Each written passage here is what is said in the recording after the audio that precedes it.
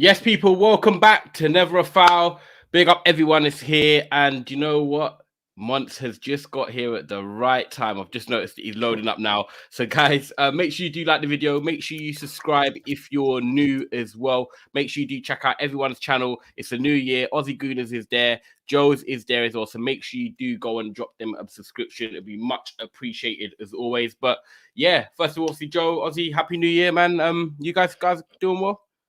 Yeah, good man. Happy New Year to you as well, mate. It's I'm just glad it's all over now. I'm back to normal because it's just like, yeah, Christmas, all that sort of stuff. It just stresses me out, to be honest. So yeah, I'm glad it's back to normal now. Yeah, 100. What do you do? Do you stay local in your area, or do you have to travel around to see family and stuff like that? How does it work? No, I stay local, man. I've got 3 kids, me, bro. So like, it's an expensive time for me, man. So yeah, I'm skint as well. So that's that's the big thing.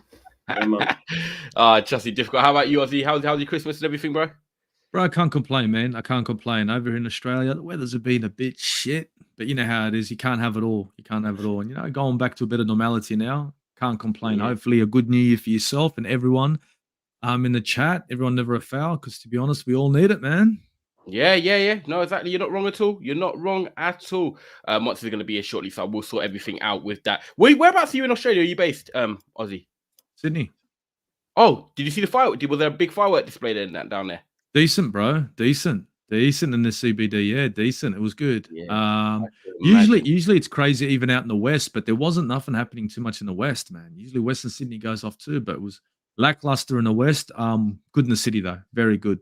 Oh, decent. Can't complain about that. Love that. I know Monts is just sorting everything out his side, so he will be here very shortly. But of course, we're going to be here to touch on Jadon Sancho, because obviously that is the big one of the day so far. Obviously I'll let you guys go first, because I'm a Man United fan, so it's interesting to hear, of course, what people think on the neutral side of things. But it looks like Jadon Sancho is going to be returning to Borussia Dortmund. 6-month loan is what it's looking like. No obligation to buy or anything like that at all. It's going to be a 6-month loan.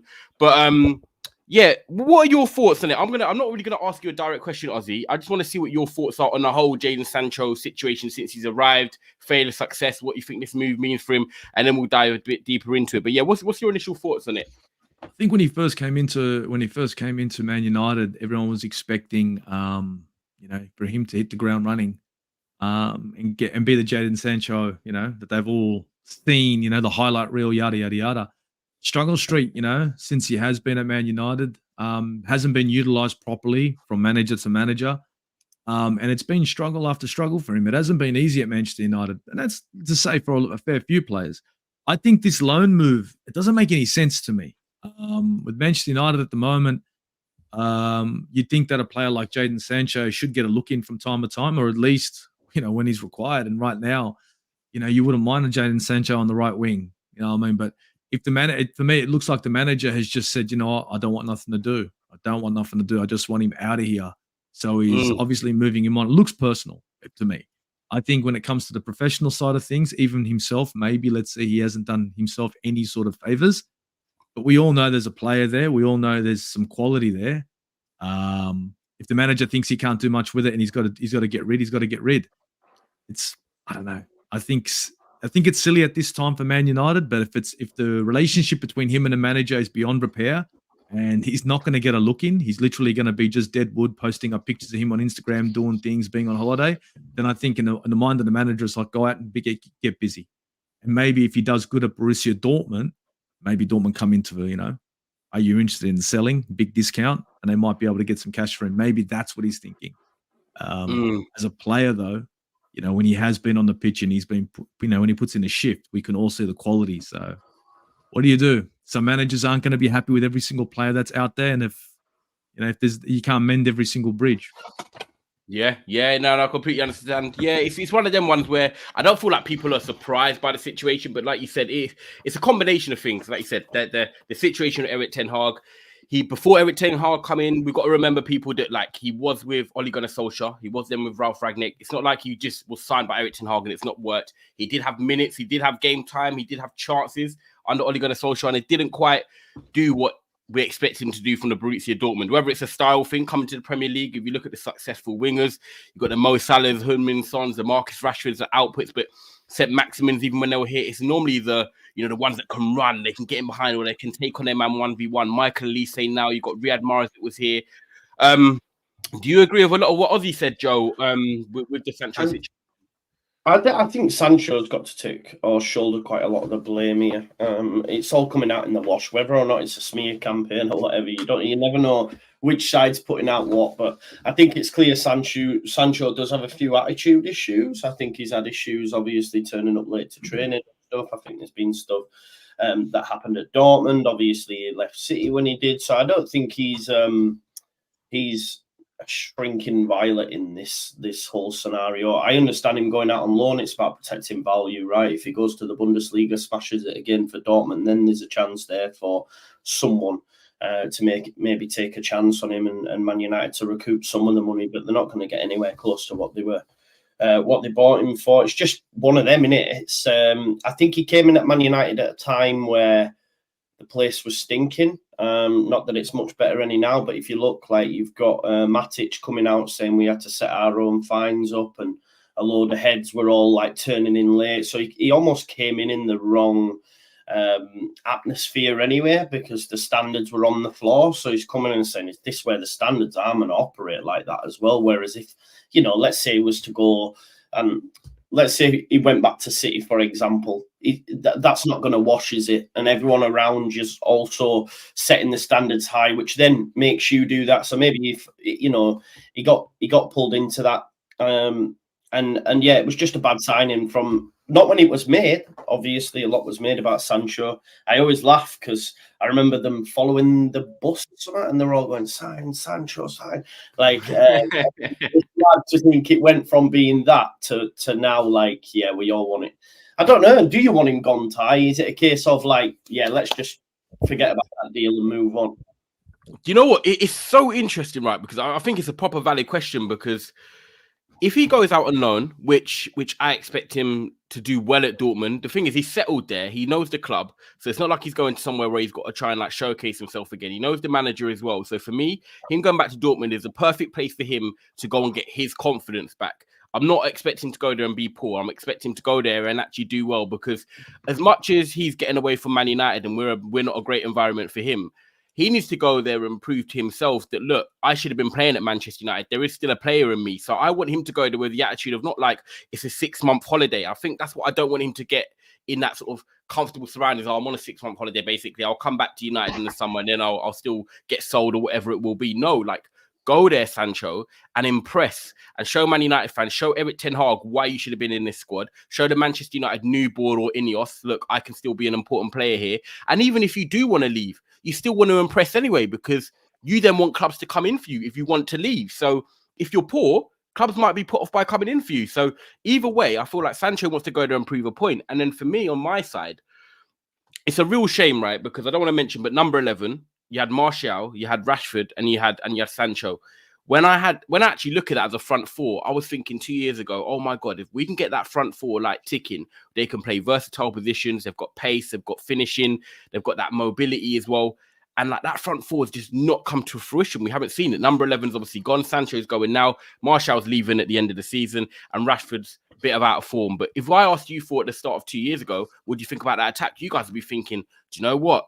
That could have done something. So do I think Sancho's fully done at Manchester United? I don't. And that's just because we don't know what's happening with the manager, Joe. And that is the truth. Yeah. I believe if Eric Ten Hag is going to be here next season, Jadon Sancho, the likelihood of him being here next season, I don't think he will be. And I think that's why they've probably done it as a loan, because Ineos are going to come in, they're going to make the business decisions and from March onwards or whatever, when they take over and it's all gone through properly. They're either going to give Ten Hag now, he's got 6 months probation. That's what I'm calling it now. He's got a 6-month probation to show the bosses, right, this is what I want to do, or this is what I can do, and I'll be the right guy to go forward with you from the summer. If he fails that probation, ultimately the best time to change a manager is in the summer. So Ineos would then come in, Dave Brailsford and them guys are like, look, it's not for me. We're not going to work out. We're going to get a new manager. That then leaves Sancho in that position of a new manager coming in, fresh start for him. Do they want to keep Jadon Sancho? Now, technically, I think Sancho is a very good player technically. I will always have doubts whether the pace and the way he plays the game will ever be suited to the Premier League. But that's a question that we'll just have to know in the future if he goes to a different club or comes back to United. So I don't think Jadon Sancho's done ultimately here. I think it matters about the manager, and if he's here next season, and then that will sort of determine whether Jadon Sancho's here or not. But I think a good thing to bring in Monts as well is big up Monts for joining as well. Make sure you are smashing the like button, people, and make sure you are subscribing to all the guys' content channels down below. Please go and show them some love. It's New Year, so get that good spirit of feeling in.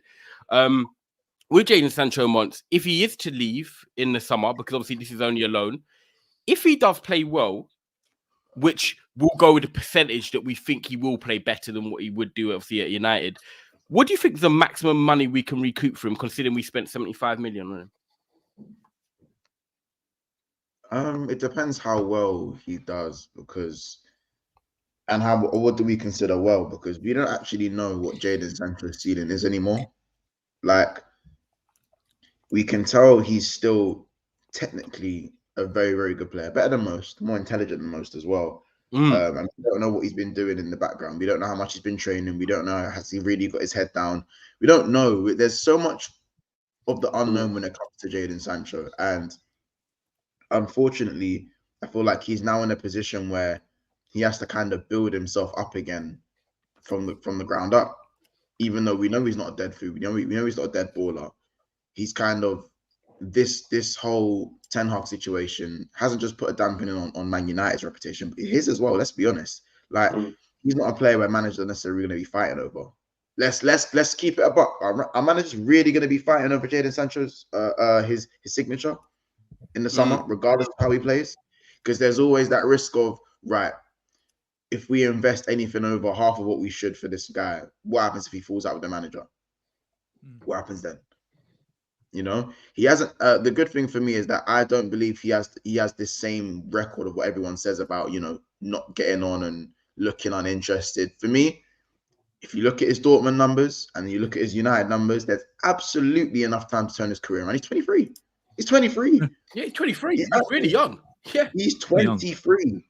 Come on, man. Like, so, you know, Man United was absolutely the wrong move anyway. I think the only manager who maybe started to get a tune at certain points was maybe Ralph. There's a few, like, you know, there was a few performances in there where you look like, all right, you know what, it could work, you know. But the only guy I really saw Sancho kind of link up with really well was actually Cristiano Ronaldo. People might not remember it, but them two kind of had a little something going on there in terms of the way the interchange.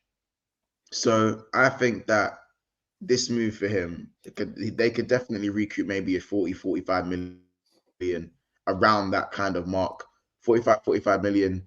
If he really if Sancho goes there, and he tears, like, let's say he tears it up, we're talking Jesse Lingard to West Ham.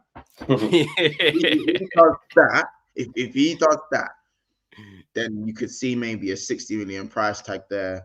You could probably, you know, as well, you could potentially see other clubs coming in and maybe starting a bidding war. Yeah, I was going to say, you could imagine. Yeah. I think it's smart from United not to put obligation to buy, because what that does is it opens doors for a higher fee. It's more risk, more reward, but it opens doors for a higher fee. I think United secretly look at Sancho and go, they probably think he is going to do well over there. And they look at Sancho and go, well, he's probably the best winger at Man United right now.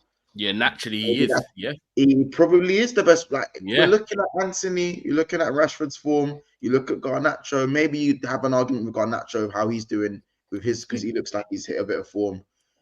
But he's probably United's best winger. Natural wise, mad.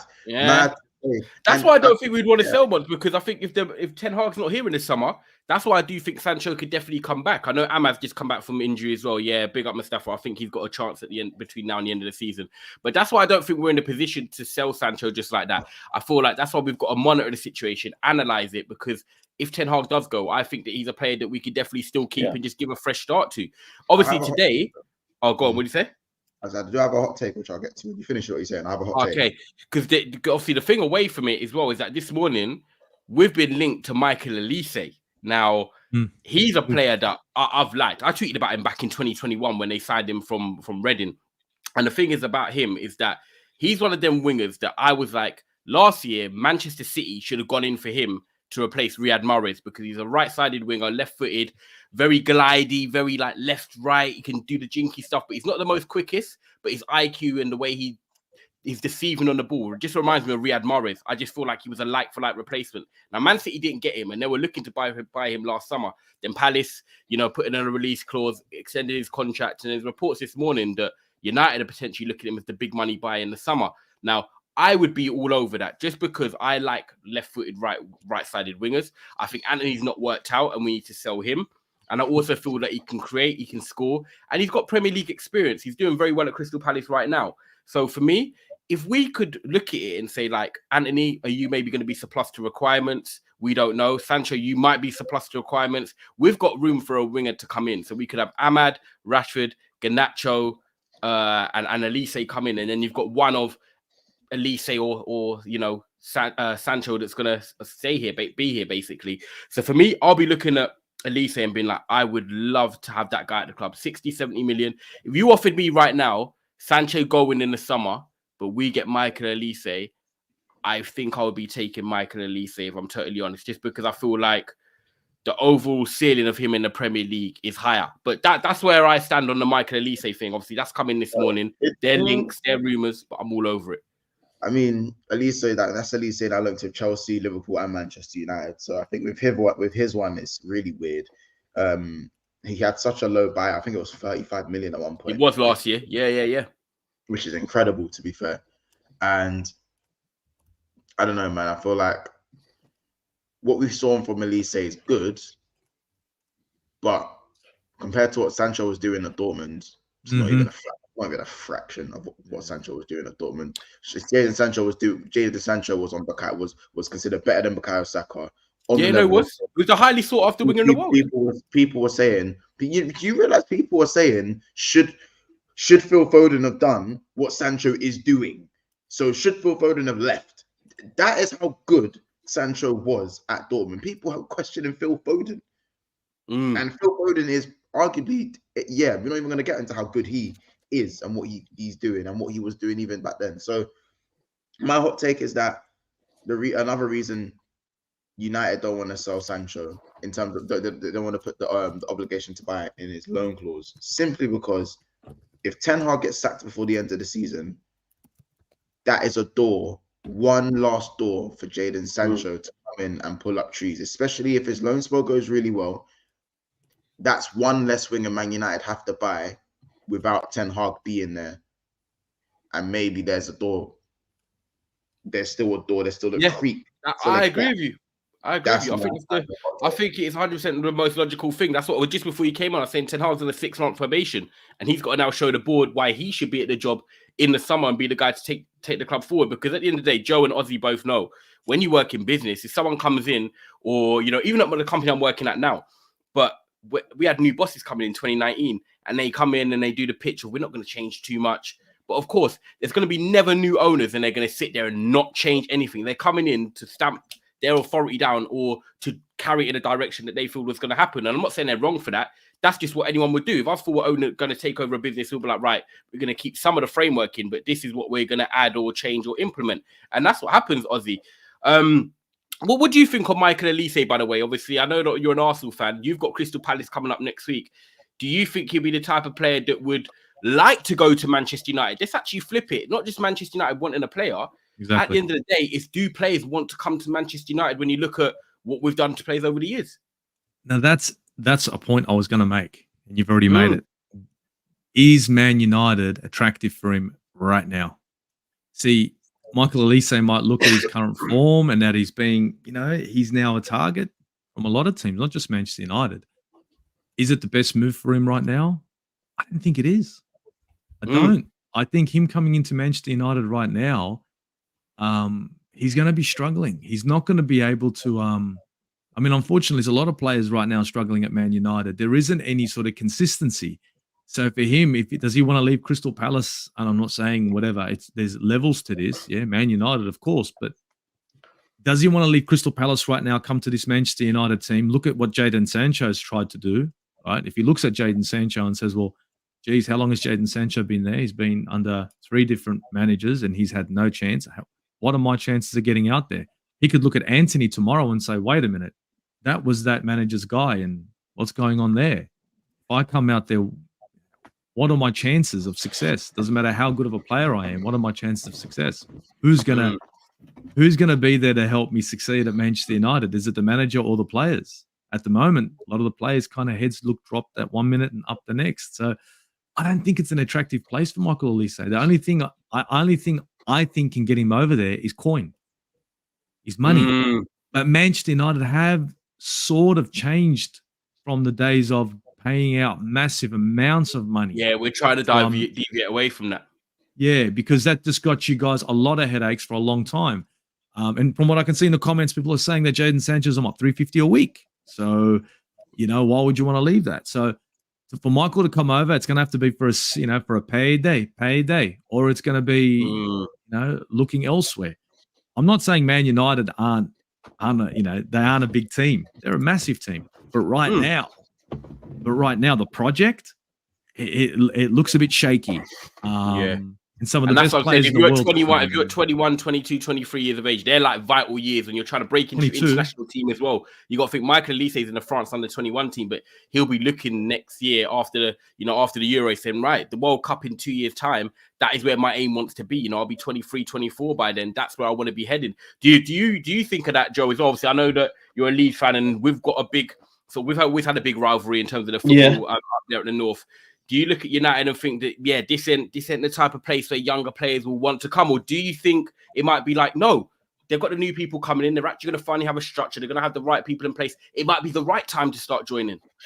Not for Michael Olise, I don't think. Maybe in a couple more seasons, that might be totally different. But like Mont said, I think Michael Olise is going to have a pick of football clubs.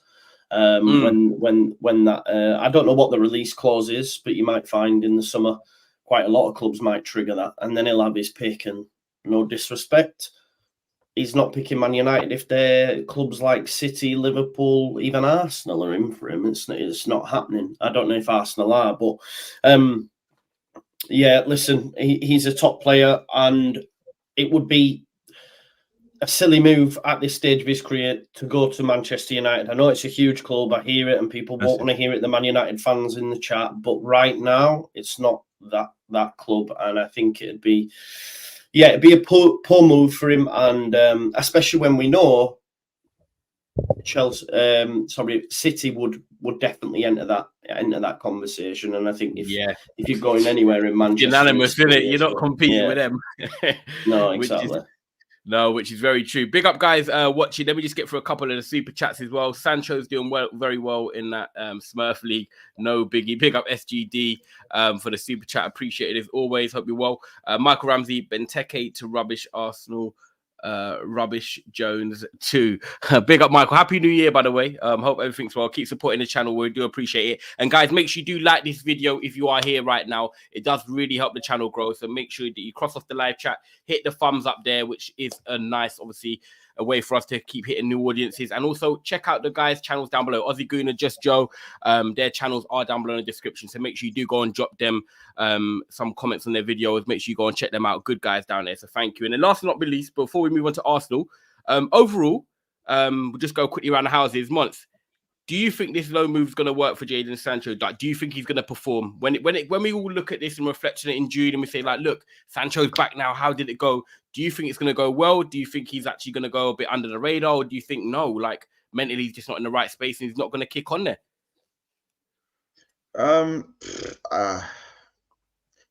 Again, I think it's always with Sancho. I feel like he's definitely going to kick on because for me, clearly his personal life correlates with his football. Like, you know how certain footballers, no matter what they're going through, they're going to ball out nonetheless. I feel like his personal life is going to have a massive.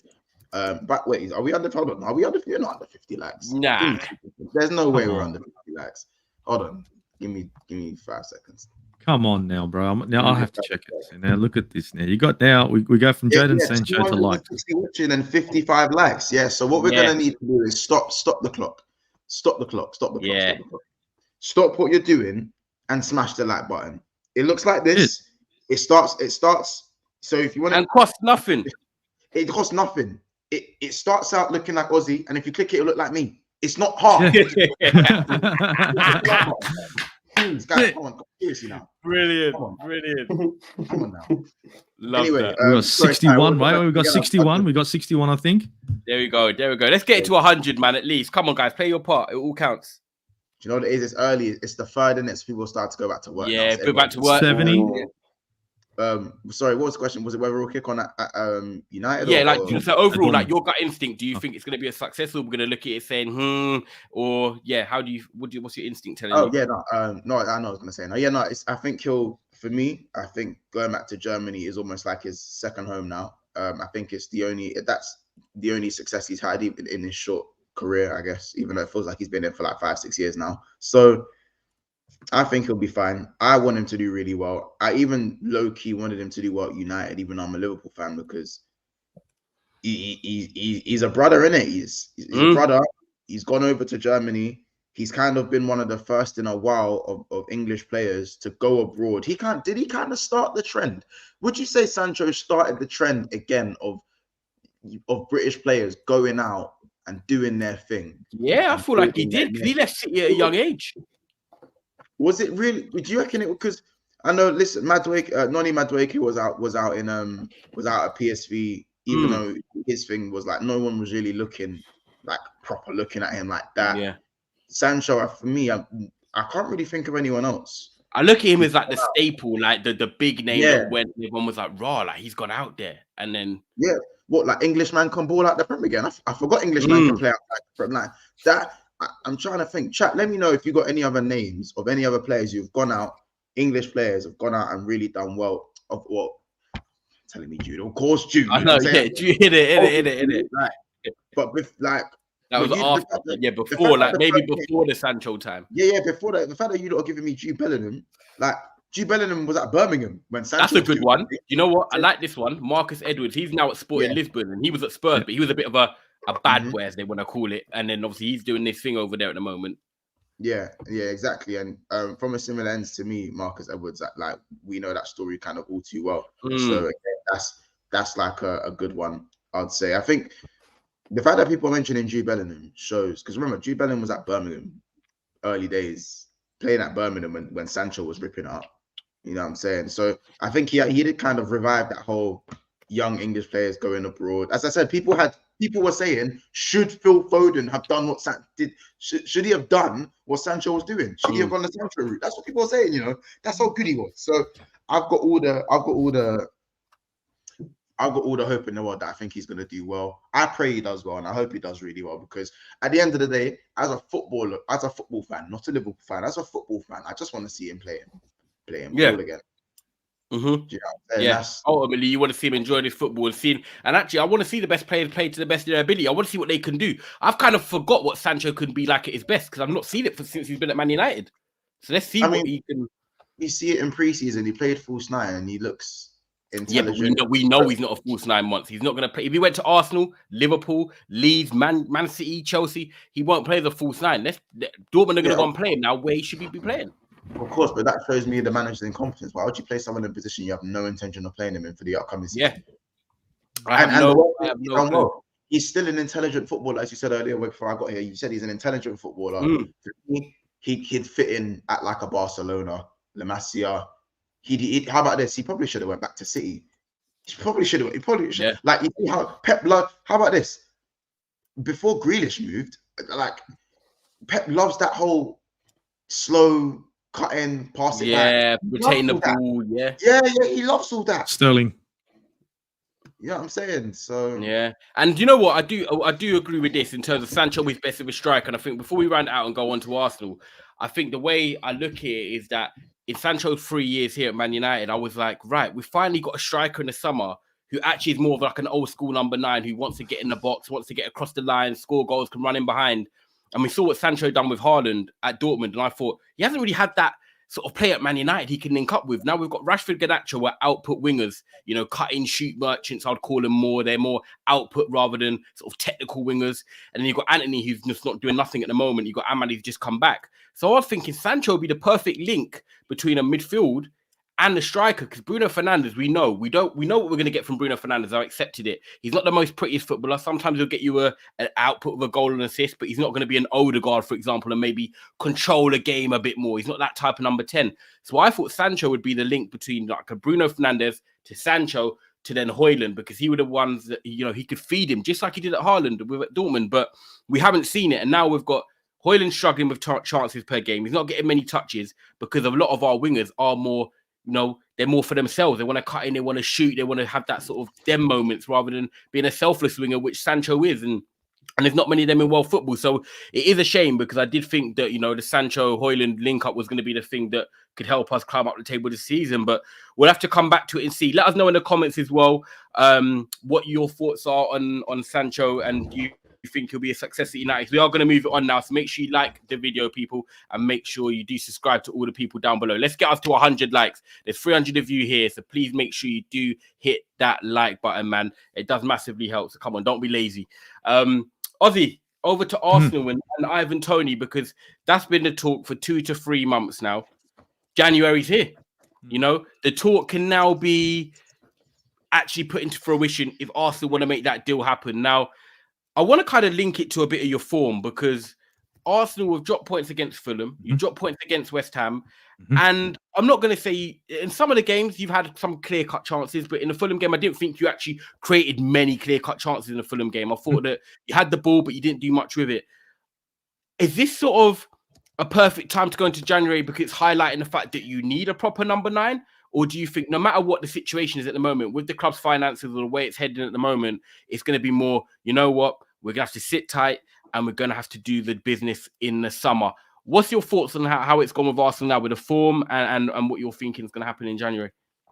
The form, well, look, let's be honest. And I said this on my channel after looking at Fulham and even at West Ham. I said, I can grab Erling Haaland right now and I can put him into the Arsenal squad and he wouldn't score goals. And everyone's like, what do you mean? Like, everyone's looking to blame Eddie Nketiah and maybe Jesus, whatever. But when they're not even played into the game, how the hell are they supposed to score? I go, unless they're Thierry Henry, where he can take on 16 players, take the ball from a defender and just drag it through the fucking midfield himself. That's the only way a striker's going to score at Arsenal. It's called wing to wing. Even the midfield didn't get a thing at Arsenal. They play through the midfield. They're just playing past them. So I look at Arsenal's situation tactically, which is not that it can't be fixed. It can be. If it was to be, you know, changed, if a formation change or even a style change was put in, of course a striker could do well and Ivan Toney could do well. But that comes up to the manager. It's a lot of people will say, oh, they're in bad form. It's form, yeah. It's looking like that. The energy levels have dropped off within the last 5 games, slowly but surely. And you can hold on to the ball, and I know I'm waffling a little bit, but you can hold on to the ball all you want. But when you're going to sit there and take 17 passes on a minimum to get into the final third, and those 17 passes take you friggin' 4 minutes, 5 minutes, yeah, you're not going to be breaking down a team very well unless you're tiki-taka in the final third. And if you're not tiki-taka in the final third, cool story. You got to play. You got to get players in. Ivan Toney comes to Arsenal now playing the way we're playing, right? He's not going to do shit. Neither will Eddie Nketiah, neither will Gabriel Jesus, neither will Kylian Mbappe, neither will anybody. No one will do anything with the way we're playing at the moment. So unless Mikel Arteta addresses... What needs to change in it then? Because ultimately, obviously, it's not an Ivan Toney problem. We'll put that aside for now, but let's talk on Arsenal and how you can have your say. But what would you change? What needs to change? People are moaning about, you know, Saka's not really in form. He's got 1 return in 6 games. I think you've got Martinelli that people are saying kind of is a bit like Rashford at the moment. Like it's just not working. What would you do? It's easy. You got Martinelli, right? Let's start with Martinelli. His output's been horrible. Notice everyone will see Martinelli run towards the corner flag. Martinelli isn't a kind of winger that can take on 2 defenders and get into the box and do something special with it. Martinelli is a kind of winger that needs to cut in early, like an old Alexis Sanchez, like a Mohamed Salah. He needs to cut in earlier and direct his attack more centrally. That's when he's most effective. When he comes out too wide, he's in no man's land. Everybody can see it. He's not Bukayo Saka where he can take on a man, you know, take him 1-2 and then make a run. He's not that guy. So then Martinelli, unfortunately, plays himself out of the game. Bukayo Saka, it's the same runs. Martin Odegaard, everyone says his output isn't that good. Martin Odegaard wants the ball. He has to run all the way over to Declan Rice to pick it up, or a defender, or he has to come over to the winger to pick it up. I thought he was a number 10. Number 10s usually sit sort of centrally and more forward. If he's coming all the way back and then going all the way forward to one side, One side, not two. He doesn't go to the left. No. Something wrong with that side. It's like stuck. He has to go to the right only. What does that tell you? Kai Havertz against Fulham. Was he there? Was it his fault? He was He didn't get played. He didn't get played. Eddie Nketiah. Oh, what did you do for 70 minutes? When did he get played? And the 2 times that he should have been played, he looked at Declan Rice and tried to make a run. Declan Rice sees him and Aaron Ramsey's it to the right. So why?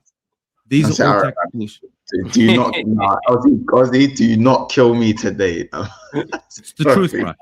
Right? Sideways football, bro. Sideways football. And I saw that. When I saw that, I almost broke another TV. I saw that, and guys, I wasn't. Yeah, Rice doesn't play Rice doesn't break the lines. I'll be honest with you. I don't mind Rice, but he doesn't break the lines. There were so many opportunities where he could pass it through the lines behind Pellegrini. And I was like, what?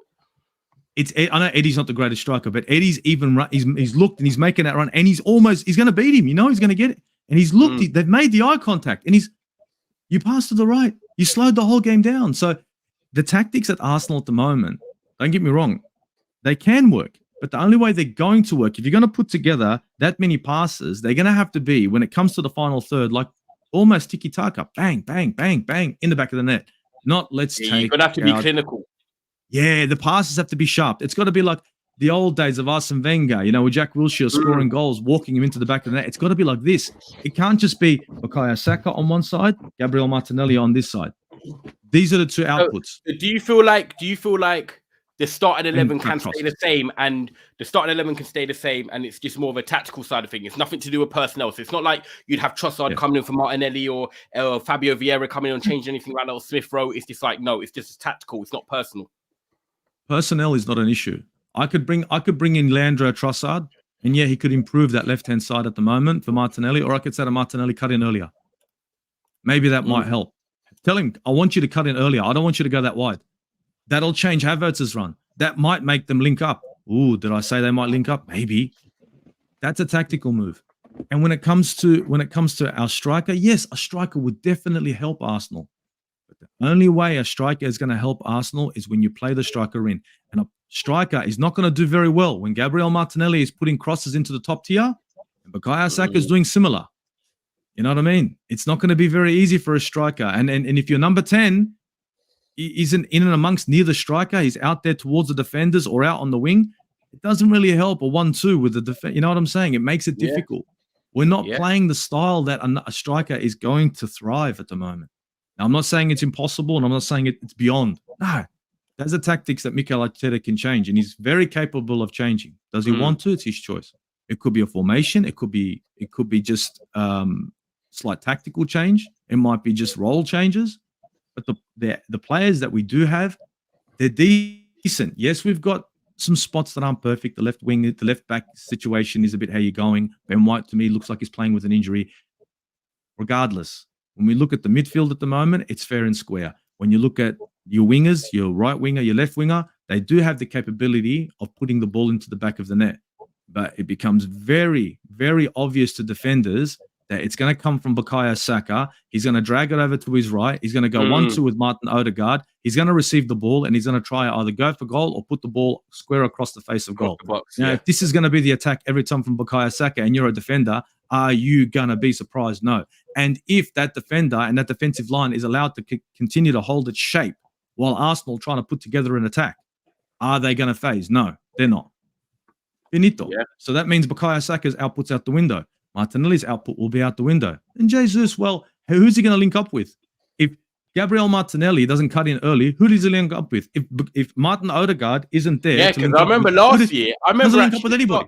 I actually remember that. It was actually, and I think Monsters on streams with us, and I remember I was talking about it because between that August and December, do you remember it was always about the Martinelli and Jesus link up and how many touches they have? Then I think when Jesus got injured, everyone was saying, oh, look at Martinelli's performances now. It's because Jesus isn't there to do the link up and the touches with him. And obviously they're back now firing. And this year it was, wait till the attack come back and the front three are firing. And unfortunately, they've not been so far. And it is on Arteta now to get them firing. You've got Liverpool in the FA Cup on Sunday, which is going to be a great game for the neutrals as well. And then there's only 2 games in January. So if there's any time that a manager wants to make changes, Erik ten Hag, for example, getting players back, Mikel Arteta trying to get you to score goals, it's now on the training pitch while you've got weeks and weeks without many games. Months, I'm gonna come to you because I was gonna ask Joe this, but I'm gonna ask you this because you're top of the table right now.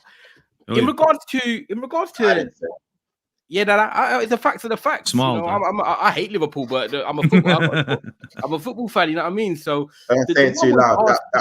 Daps and Kaz will hear it somewhere. Don't say it too loud on top of the league. Don't say it. I wanted to ask you though, and this is the truth. I'm gonna call it a spade. At the end of the day, Arsenal come second last year. Yeah, they were competing for the top of the table up until March. But how I look at it now is, you know, Van Dijk, Trent, Salah, we said about the other day, world-class players. You look at Man City, Rodri, Haaland, De Bruyne, you know, Bernardo Silva, world-class players. When I look at Arsenal, we've always said about the bridge of the world-class players. Some of them are getting there. Some of them on the brink there. Odegaard, Saka's. Some people putting them into conversations now. Saliba. Yes, Saliba's brilliant, but is he world-class yet? To win a league, you always say that you probably need 2 or 3 world-class players. Liverpool have got that. Man City have got that. Arsenal were questioning, have they got that? Where Arsenal are right now, is this maybe just a summary of where their squad is? Because they're not above Liverpool, they're not above Man City, and obviously you got XYZ and third and stuff like that. But the bottom line is this where they should be? Because the squad is just maybe not cut out for it. No, I think we're over it. If you want me to be objective about Arsenal, then we're over it. Yeah, be objective. Nah, be real. Yeah, like because at the end of the day, they're 3 points off top.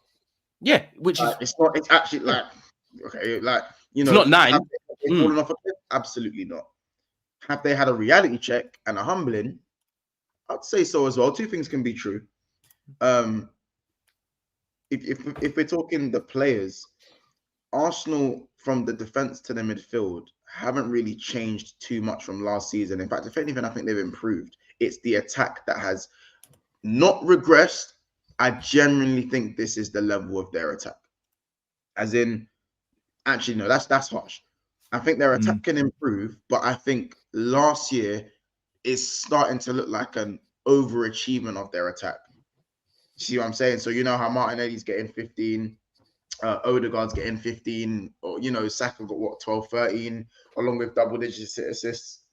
I think that for me, that was probably an overachievement. Not to say that Arsenal's forwards can't go on to do that once they become 25, 26. You know, that all 3 forwards that they have, their ceiling is obviously phenomenal. But come on now, like the numbers they were hitting last season is not the norm. And I think Arsenal fans kind of got sucked into that.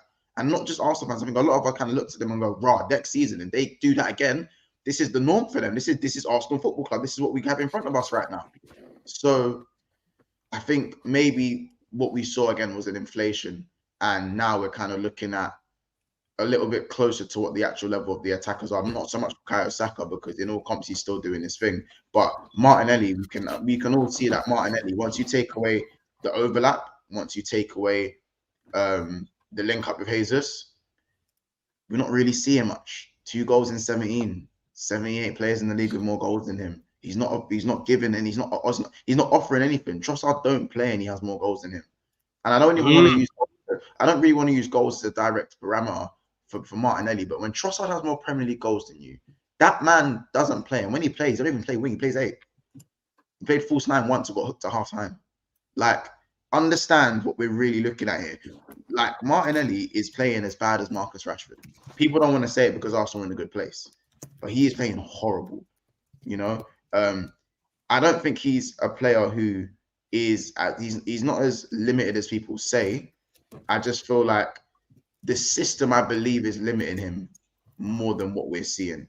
I think that when Xhaka was overlapping him, it gave him a lot of space, a lot of freedom to cut in and be more central as an inside forward. I feel like now that and remember, usually it's the fullback that overlaps the winger. If you notice that Zinchenko was the one who inverts and Xhaka was the one who overlaps. Whereas on Saka's side, it was Ben White who was overlapping, and then Odegaard would come in and support Saka. So he has an option of the overlap. Saka can cut in himself, or he can do the 1-2 of Odegaard. Saka has 3 options all the time. Maybe not as much now because Ben White don't overlap as much. Hence why Saka's kind of fallen off as well a little bit. Whatever. But Saka last season had 3 options every time he got the ball. 3 options. So even if he's doubled up, you can just go hit the overlap, hit Ben White on the overlap, come inside to Odegaard. So it doesn't really matter. You look at Martinelli, he's either got Nketiah to play with, which is not. We all know how that story goes. Mm. Xhaka's not there to overlap anymore. Zinchenko doesn't overlap. Sometimes he's not even fit, and his link up with Gabriel Jesus doesn't even really look like it's working that much anymore. Gabriel Jesus is basically playing right back. He's doing, he's too deep. Like he's in the sunken place. You know what I'm saying? Collecting the ball from who knows, God knows where. So And that's what players can do though. And this is what I think happens in football. I see him sort of Bruno Fernandes. There was a game this year where people were laughing because like he's looking like he's playing at right back and he was like hitting diagonal balls across. And it's like when a team have a bit of a dip in form or they're searching for a win, they start like over trying and you start overdoing things, and sometimes the basics don't even come off. And I feel like that's what some of the Arsenal players might be doing now. That's what Bruno Fernandes has done now. And Joe, when I look at it, there's two things I want to ask you. First of all, what are your initial thoughts on Arsenal in terms of, Monts did summarize it in a good way, saying, they're only 3 points off, so mathematically it's not much. But then obviously the performances, the games against Fulham away, West Ham at home, on paper, if you want to win the league, I think you should be winning them. So touch on the form. And then the second thing is, how important do you think it is now, this FA Cup game on Sunday? Because when teams are competing for the title and, top of the league, it's like, if you can rotate a little bit. And if you got the FA Cup, it's like, cool, we've still got the Premier League to focus on. But now they've lost 2 games in a row. How important do you think it is to get back to winning ways and beat this Liverpool team? So, yeah, touch on both. Your thoughts on the Arsenal win and what you think it means going into the FA Cup game. Yeah, nice one. Just on the Arsenal thing, I think Arteta's caused a lot of his own problems, and I think this switch up of style, if you like, stylistically they look different. I think in the early parts of last season they were blitzing teams. We all remember like Jesus started on a house on fire, and we were like, oh wow, this Arsenal looks different. And it's almost like they've come away from that. I also think a lot of I can only liken it to, and this might sound a bit wild, but I remember Leeds United's first season back in the Premier League, we finished 9th. Yeah. Second time around, we get Bielsa gets sacked towards the back end of the division. Ultimately, your style gets found out, or it becomes more easy to play against. Second half of the season, for example, you might find that teams are coming up with plans to, counteract what Arsenal are doing. And I think we're seeing that this second, like they're just doubling up on your Saka, your Martinelli, and they can't go nowhere. They're struggling to break down low blocks. A lot of the teams now have a blueprint that they're going to follow. And Arteta needs to, and quickly really work out ways in which he can break that down and start to score goals again. Because if he doesn't, the Arsenal fan base themselves aren't really that big on Arteta anyway. If we're being honest, there's a lot that, just there, right, okay, they're waiting for that moment to say, I told you so. People say they're not, but they are. I can only go off social media, and that's not an accurate representation of the fan base at times. But yeah, I think he's made problems for himself. I still think the goalkeeper situation's a nightmare, because if you're going to replace someone, you have to replace someone who's like far and above better, not similar, who makes the odd sort of same mistakes. Okay, maybe might be better at distribution, etc. But if you are going to make that change, you need to ensure it's someone who's levels above Ramsdale. I'm not convinced that David Raya is. So I think a lot of the problems Arsenal are facing are of Arteta's making. So he needs to come up with a plan, to sort this out second half of the season, whether or not that's with acquisitions. Like you said, left back. I know the Ozaguna mentioned left back's a real issue for them currently. Yeah, Kirill played the other day, didn't work. Yeah. Zinchenko's been from being up here, bringing an elite mentality to everyone now, saying he's rubbish and they want him gone and he's not good enough. So it's listen, football's mad, innit? Swings and roundabouts. But yeah, what are your thoughts, by the way, Declan Rice, just quickly as well? Because a lot of people, obviously, he's been a great sign. I'm not going to try and bash Declan Rice. He's a good player. I've never said that for me, he's my cup of tea as a number 6. I like a sort of a dictating number 6. But now sort of Arsenal are not finding the gaps in midfield and stuff like that. People are now starting to say, "Oh, Declan Rice is his ball ability being found out." Look, already here, like Arsenal need a better ball playing DM and stuff. Looking at what Thomas Partey brought last year, do you think this is just? Do you think that's lazy? No, I disagree. Yeah, it's lazy, man. Come on now. I think for me, it was only like 2 weeks ago I was saying on here that Declan Rice might be the difference maker for the title, and he's had a few poor performances above what his standard has been, and all of a sudden they need to replace him. Come on now. I've heard Arsenal fans talking about, we actually underpaid for Declan Rice from West Ham at 100 and odd million. Yeah, they give him more. Let's give him more. Yeah, exactly. And now all of a sudden people are saying, we need someone different. No, that Declan Rice isn't the issue in this Arsenal side, not by any stretch of the imagination. It'll be interesting to see what they do in the summer, because I think with Arsenal, Edu and Arteta come as a pair. I don't think Edu's going to be saying, right, we need to get this guy gone. I think if changes are to be made at Arsenal in the future, Edu has to leave as well. I just feel that them two are wedded together. I don't see Edu ever pushing the button, and I guess that's his role to do so. But I don't know. They seem to be in this for the long haul, so it'd have to come from the Cronkies. So I think I don't see that change happening anytime soon, to be honest. I think the disappointing thing for Arsenal is City have been away. They've done what they've done, and they've come back, and they're still within touching distance. There should have been a gap generated. There should have been a gap created, and there hasn't been. Look, Christmas is a difficult period. I do agree with Monts in terms of saying, let's not go too crazy. There's a lot of games. There's a lot of football. Sometimes we're like 3 days in between. I think we played like bloody 4 times in 8 days. I know the Premier League would have had a similar sort of schedule. So I think people just need to relax a little bit. Let's see. Come the end of the season, Arsenal will be up there. But is it enough for them to be in a top 4 race? Probably not. And then questions probably will be asked because the amount of money that's been spent. And the decisions up to this point by Arteta have been good. Everyone mocked him for Ramsdale. Everyone mocked him for Ben White. They came good. This season, though, with the signing of Havertz, that's the one where I think at the end of the season, the fans will go, actually, you got this one wrong. So he needs to try and fix that in January for me. And they've got to win this game against Liverpool just to finish tight. I think both clubs have got to win it. They need to keep that momentum up. If Liverpool win this, it's like, yes, we're in that title run. Even though it's not in the league, it's a massive. They've got the Europa League, they've got the FA Cup, and they've got the league to fight for. It keeps that fight in the team, doesn't it? I think it's a big one, 100%. Big up honesty as well for the super chat. I really appreciate it. Breaking news: Ben Jacobs on a football terrace said Ivan Toney to Arsenal is unlikely to happen. Advanced Zubimendi to Arsenal is not advanced, and Osimhen will not leave Napoli in January. I agree that Osimhen will definitely not leave in January, not when he's just signed a new deal. I think it's very unlikely that Ivan Toney. The situation also that Brentford are in, they're actually getting slowly dragged down into that sort of little relegation scrap. They're not getting goals, and Buemo is obviously not there at the moment. So I think Ivan Toney is going to be there till the summer.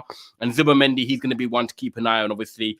A very, very good player in the league at the moment, and that sort of number 6 profile that a lot of teams could be looking at. So big up for the super chat, Hortensia. Before we go to Conor Gallagher, Ozzy, how big is it, do you think, on Sunday that you beat Liverpool, or are you actually not too fussed, even though the form you're in at the moment? Look, to beat Liverpool like this, I don't see it happening. Like, if we're going to play like this, Liverpool are going to walk all over. It's going to be easy. How big is it to beat Liverpool? Massive. If we can come back, change our style, and take the game to Liverpool and win, it's a turnaround. It'll spur on a bit of a turnaround. If we go there and get destroyed because we decide to approach the game like we did against Fulham and West Ham, then they're going to need that time between then and Crystal Palace to sort themselves out. Arteta is under real pressure with this Liverpool game now because he changed nothing at West Ham. He did nothing at Fulham except throw Eddie Nketiah under the bus, right? Now he's going to face Liverpool, and if he changes nothing again, then the focus isn't going to be mainly on the players. They're not going to be looking at the players saying, what are you doing? They're going to look at the manager and say, what the hell are you doing? Because right now you're not doing anything. Sorry, months. Sorry, guys, carry on. Sorry, Plumbers here. Go on. Carry on. So at the moment, it's important for Arsenal, but very important for fucking Mikel Arteta. Really is. He needs to showcase that he has got a little bit more up here, and that he's a kind of manager that when shit does hit the fan, he's got more than just a plan A, right? We're going to keep doing plan A till plan A works. Definition of insanity, you know what I'm saying? And it's also for the players too, because they've just seen themselves get picked apart against West Ham and Fulham. And if the manager comes in and says, no, look, it's all good, we're doing the right things, you're going to be like, are you mad? You get me? So it's an important game. And it's to come in and even change stylistically against Liverpool and to take the game to Liverpool and go right to the wire, that would be good enough for the Arsenal players. But there has to be changes made. If no changes are made, forget about it. You got Liverpool are going to wreck Arsenal. They're not going to beat us. They're going to wreck us.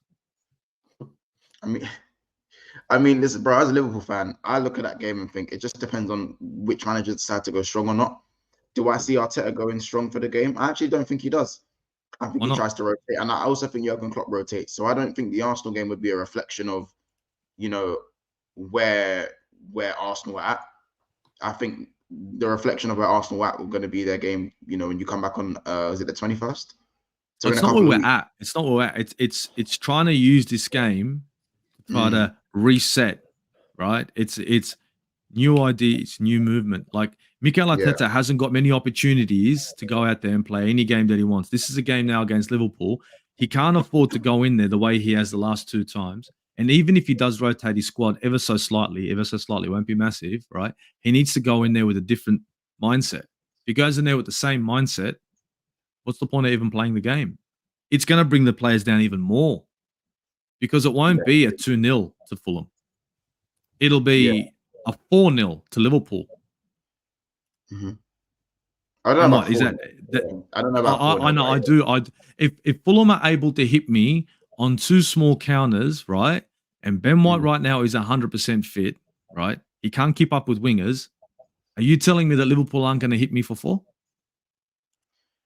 They could hit me for 4. I'm not saying it's a guarantee, but they could hit me for 4. They could. We're too slow. Joe, what do you think of that? What do you think of that? I think in terms of what it could do for Arsenal if they were to take a hiding. As in that. So Ozzy thinks that if Arsenal approach the game against Liverpool how they have the last 2 games, they could get it for 4. Yeah, I disagree. Listen, no, but what I will say for us, for Liverpool, man, what was it against Newcastle? Was it an XG of like 7 or something? 7.5. 7. Like, it's insane, mate. Yeah, cooking on gas out there. And I think the important thing is this is where the two sides are not the same. And again, this is because Liverpool have had longevity competing at the top. The squad's deeper, the squad's better. Well, then again, to be fair, that's all been done in the last 2 seasons, so maybe I'm doing them a disservice. But in terms of the options you can bring off the bench to change it, if you look at that Newcastle game, you know, you start with Nunes, you have Salah, and I forget who else is there. Then you make Diaz, then you make changes, you bring on Jota. You know, you can switch it up. You can switch it up at any point. So if it isn't working, you can easily switch up them players. And I think that's where the difference lies for me with the two sides. No Salah for us, by the way. No, he's no Salah, yeah. Yeah, AFCON, yeah. What do you do about that, Mons? Do you look to go and bring someone to play on the right side? Do you think Liverpool will dip into the market? No, definitely not dip into the market. Listen, sometimes the responsibility just falls on the players. It's not always tactical. You don't always have to overthink it. It's just pull your socks up and fill in the void that's been left, no matter how big it is. You know what I'm saying? We don't have 1 attacker, we have 5. You know, now there's 4. Harvey Elliott is also someone who can come in and join the attack, the front 3. For me, either Harvey Elliott steps in and has a run of games at right wing and we see how it goes, or you either put Diaz on the right, you put Gakpo can play on the right. As I said, the standard isn't great, but in terms of that right wing cover, it never really has been, apart from maybe when Shaqiri was at Liverpool, 3 years ago. But now I think it's down to Liverpool to, rather than maybe, listen, there was a time when Liverpool went to the diamond midfield last season when we started the season really bad. We went to a diamond and we went for Salah. We went for 2 strikers. We had Nunes and Salah up top. We did it against Man City when we beat them 1-0 at Anfield, where we went for the 4-4-2 flat. We actually went 4-4-2 flat when we were 1-0 down at Wolves this season. And then we came back to beat them 3-1. We went 4-4-2 second half, destroyed them. So I reckon Klopp might run the 4-4-2 for the Salah's absence, but I might be wrong. he might just, again, it might just be Elliot, like for like. Elliot's been playing well this season, so why not give him a chance? You know, so that I don't want to move it away from Arsenal, but yeah, sorry, just to go back to what Ziguni was saying in terms of how they could approach that game in the FA Cup. But yeah, carry on with what you were saying, bro. Yeah, no. Back to the game in the FA Cup, mate. I don't know how I think they'll both go strong months, if I'm being totally honest, because I think it's a massive. Yeah, I do, because it's like a big game. It's not, if you were playing, I don't know, even another Premier League team, but lower down the table, I think maybe you see changes. But the fact it's Liverpool versus Arsenal, they have to play strong. I think if I'm a City fan as well, I'm rubbing my hands because I think it'll be a pretty full-blooded affair as well, to be honest. So you might even see, some challenges and stuff going in. I think it's going to be a really good cup tie, to be honest. And I think, either fan base, either manager will say, yeah, as Arsenal did last season, bigger fish to fry and whatnot after whoever goes out. It is what it is. But I think secretly behind the scenes, both teams will want to win this and win this well, because it does massive for confidence, for momentum. It helped Arsenal out. Arsenal, obviously, 2 losses. They come back, they beat Liverpool. Right, we're ready now for when we return in the Premier League. So I think it's a huge game. I think both managers will go strong. I might be wrong, but I think they will. I hear what you're saying. I just think that with Arsenal, they have the Champions League. They've got a lot to worry about, in my opinion. They just have a lot.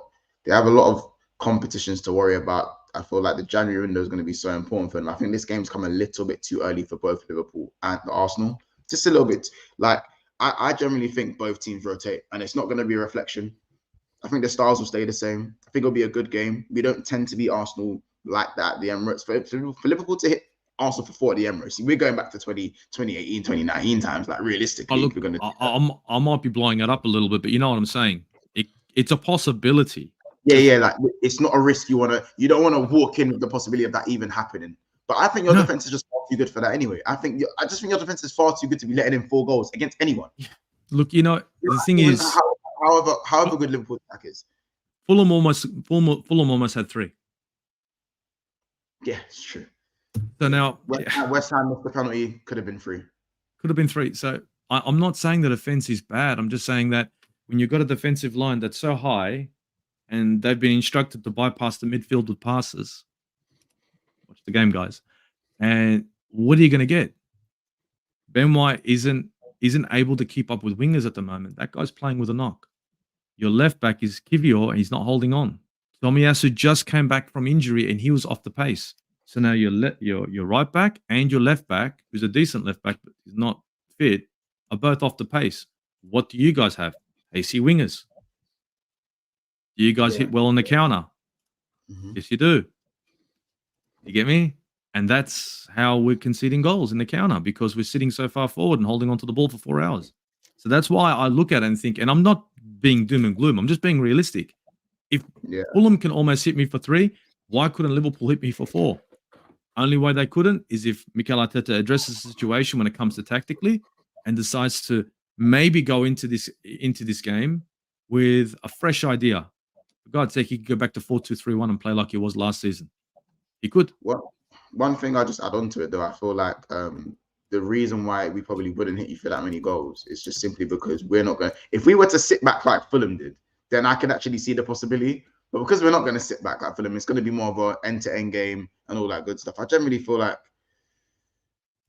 I don't know. I can't really see it. Fulham sit back. Fulham challenged. There was a lot of one-on-ones. It was very physical. I'm not saying Fulham sat back for the whole game. I think Fulham took the game to you at large parts of it. But I'm saying that it was more I feel like a lot of your goals that you've conceded is either the rare set piece or in transition.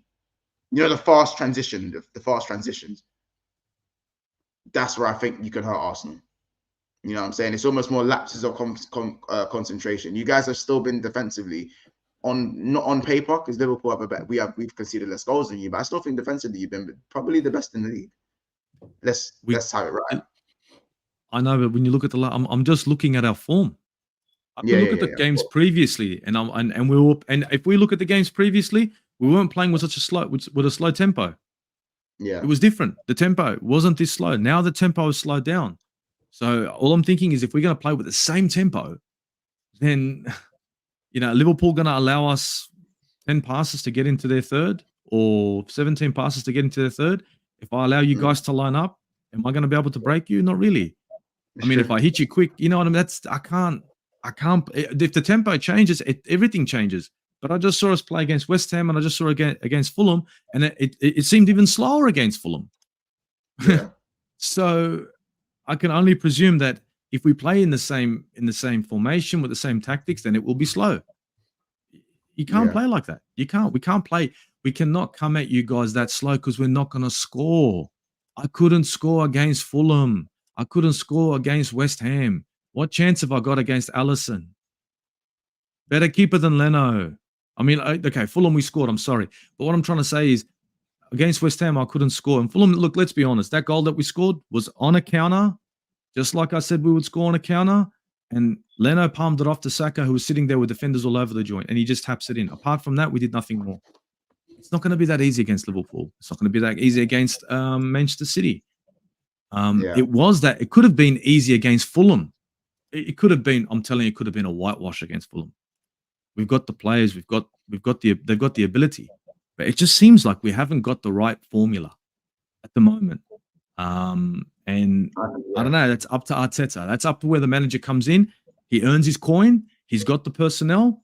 He utilizes them and takes the game to Liverpool. Because if Jurgen Klopp is looking at the last 2 games that Arsenal have played, which he will be, then he's going to be like, well, okay, this is how we can go at Arsenal. He's not going to not look at those 2 games. I have to look at them. He's going to look at them. Yeah. No, I've got to be realistic, man. But just quickly, because I know, Joe, you got to head off. I've got my shot 1 as well, 1 o'clock as well. Joe, just quickly, and we'll all chime in on this one. Conor Gallagher, obviously, 50 million price tag, looking like that's the price for him at the moment. Obviously, been linked to Spurs.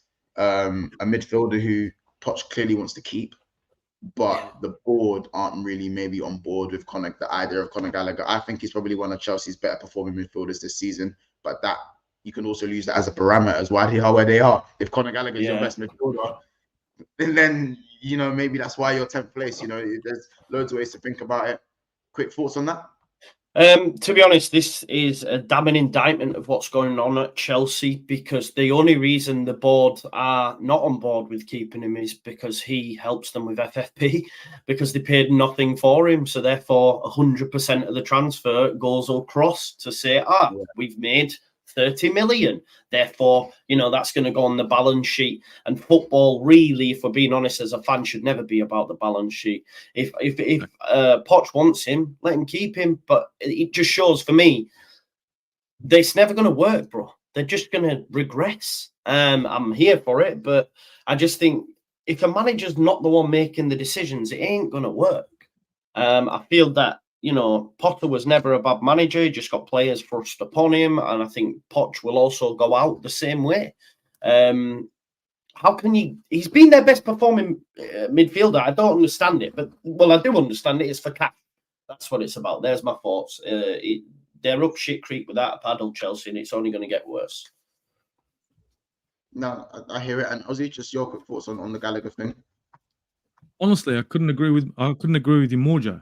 The manager wants him to stay. The board coming in and saying, look, we've got to get rid of him. It's silly.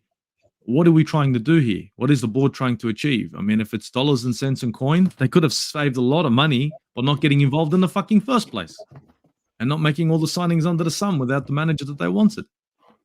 I think when it comes to player selections, when it comes to the players in the squad, when it comes to the starting 11, when it comes to anything, it's got to be up to the manager. The manager says, this is the guy I want. This is the guy who wants. End of the day. As soon as the board starts dictating which players you can have and which players you can't have, then maybe they should sit there and also tell the players where they should be positioning themselves, and at the same time, what kind of tactics. At the same time, you might as well, let the manager just sit down and hang out in the stadium with the fans. Like, come on now. Yeah.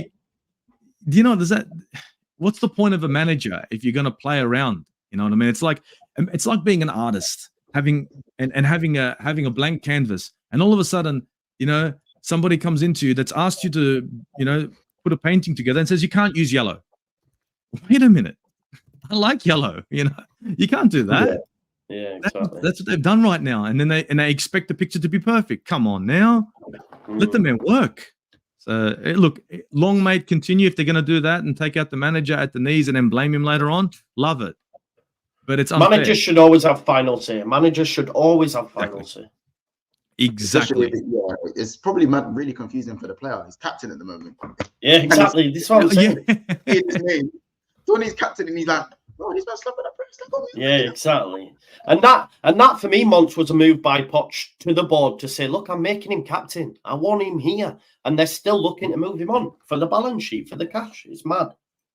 And also, listen, I still don't think he's good enough for them, but I do think he does set an example with just his tenacity alone, does set an example of sometimes what you need to do. It's not just about the pretty football. It's not just about the pretty side of the game. You need someone who's going to shout at people, tell people what to do, and stick a leg in and run for 90 minutes.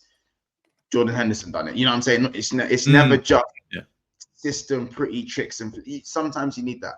But listen, people, we are going to end it there. Obviously, those are our opinions on obviously the signings so far. Of course, we've spoken about Jadon Sancho, spoken about Ivan Toney, a little bit about the Arsenal-Liverpool game coming up, which is also going to be a massive game as well. And of course, he's spoken about the Chelsea Dynamo, the captain himself. We've got Excel bully off the ball, Gallagher. You know what I'm saying? So listen, we're going to end it there. Make sure you guys tune in. I'm going to be going live, so stay on this stream and head over to Big Six Pants as well. Make sure you have a dual screen as well and go over and check Joe's channel as well. He's going to be live as well. So make sure you guys are subscribing and also subscribe to Ozzy Bruno's channel. All three of the descriptions are in the description below. So make sure you support all three of us. Of course, big up the lads, big up Kaz, Daps, and Ty as well. We just had to kind of sort a few things out. It's been another episode of Never a Foul. Stay over here for more football for at least another hour. We're going to be talking about football news. Me and Rom's are going to be talking about Jadon Sancho, of course, and Curtis Jones and the Arsenal links. Obviously, because Liverpool stuff to Liverpool fans, you know. So take care, guys. We'll see you soon. And it's been another episode of Never a Foul. Take care, guys.